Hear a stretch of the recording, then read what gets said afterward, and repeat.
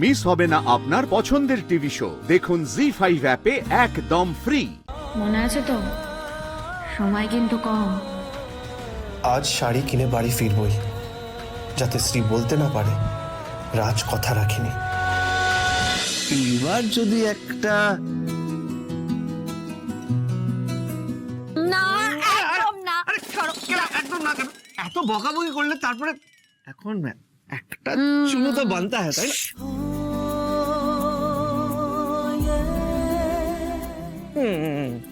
না, যা যা যা যা যা যা। ঠিক আছে ঠিক আছে ঠিক আছে, ওই শাড়ি আনার পর কিন্তু আমি নেবই বলে দিচ্ছি, কিন্তু আমি কিন্তু লিখে রাখলাম পুরোটা শাড়ি আনার পর। ওরে বাবা।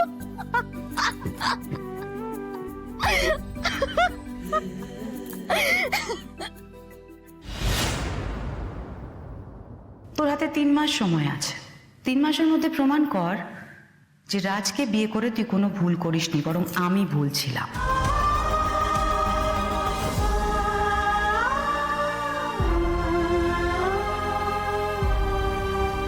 আমি 1 মাসের মধ্যেই প্রমাণ করে দেখাবো যে রাজই তোমার যোগ্য জামাই।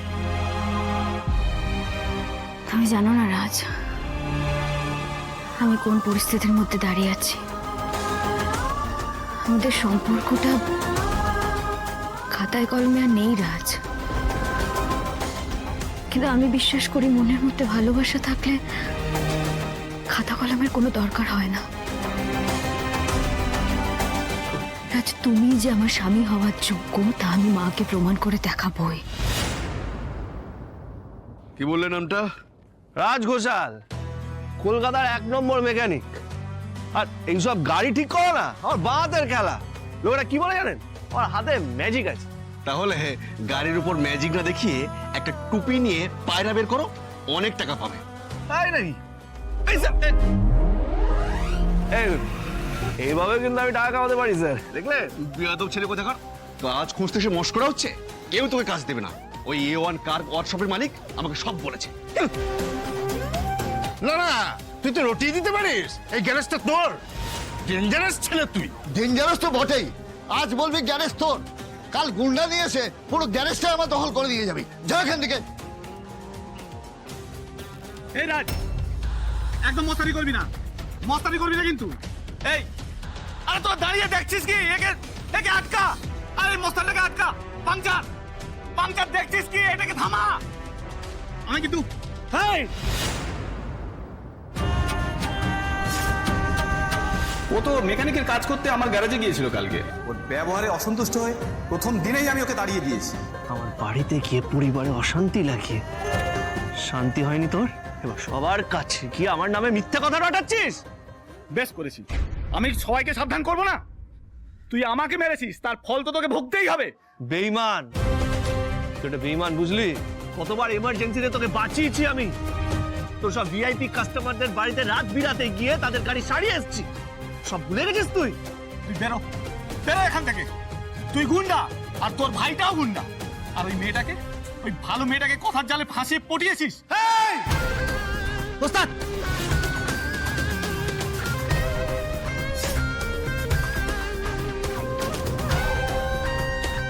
একটা কথা মাথায় রাখ, কলকাতায় তোর একার গ্যারেজ নেই, বুঝলি? আর সব গ্যারেজের মালিক তোর ভুলভাল কথা শুনে তুম করে হেলে যাবে না। কেউ না কেউ তো আমার মতো মেকানিককে লুপে নেবে, মাথায় রাখিস।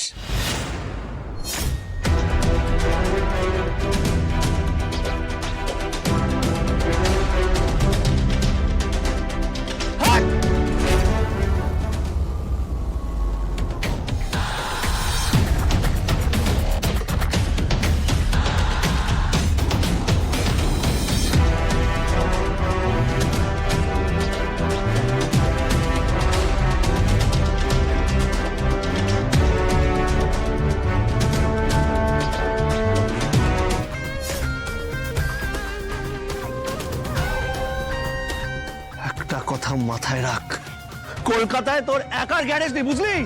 আর সব গ্যারেজের মালিক তোর ভুলভাল কথা শুনে তুম করে হেলে যাবে না। কেউ না কেউ তো আমার মতো মেকানিককে লুপে নেবে, মাথায় রাখিস।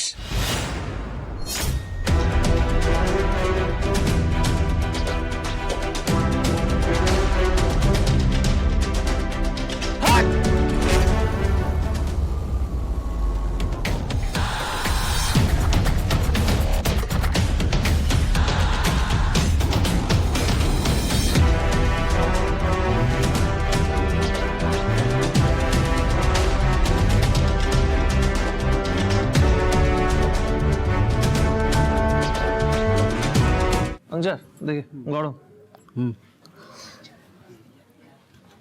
বলছিলাম পাংচার, হ্যাঁ, আমার না আর্জেন্টলি একটু টাকার দরকার। কত টাকা? এই ভাব 2-3 হাজার। এত ধার করে নাও কোথাও। না না পাংচার, ধার করা যাবে না, রোজগার করতে হবে। আমি স্ত্রীকে কথা দিয়েছি।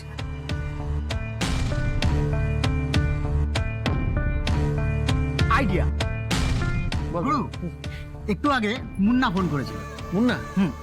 আসলে ওর একটা ড্রাইভারের দরকার আছে। পলাশ বছর গাড়ি চালায়ও, আর আজ ওর কাজে যেতে পারবে না, তাই। পলাশ? কে পলাশ? হিরো গো, হিরো, টিভির হিরো। না রে পাংচার, এই ড্রাইভারের কাজ আমার দ্বারা হবে না, বুঝলি? আরে একদিনেরই তো কাজ। তাছাড়া ওই হিরোর গাড়িতে একটা মাইনর প্রবলেম আছে, সেটা যদি তুমি সারিয়ে দিতে পারো তাহলে আরো কিছু এক্সট্রা টাকা চাইতে পারবে। 2000 দেবে?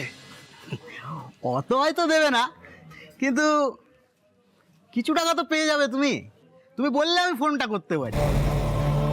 ঠিক আছে পাংচার, ওই পলাশ শিমুল যার কথা বলি তাই কল কর, ফোন করে বল। দাঁড়াও দাঁড়াও, তাড়াতাড়ি কর। মুন্না, মুন্না।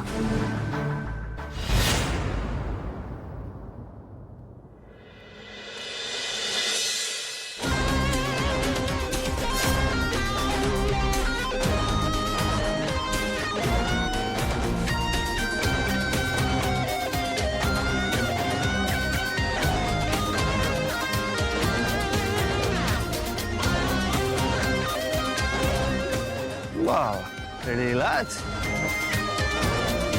বলছি দাদা, মুন্না আসেনি আজ? না, ও তো আসেনি। এই রে, আর শোনা, বলছিলাম এই দাদার এখানে কত সময় লাগবে বলো তো? আজকে দাদা রাত্রির হয়ে যাবে। তুমি এক কাজ করো, গাড়িটা পার্কিং করে নাও। কোন দিকে? ওইদিকে ওইদিকে। ওইদিকে তো? হ্যাঁ, ঠিক আছে। ঠিক আছে। যা বাবা, এসে গেলাম তো, রাত হয়ে যাবে।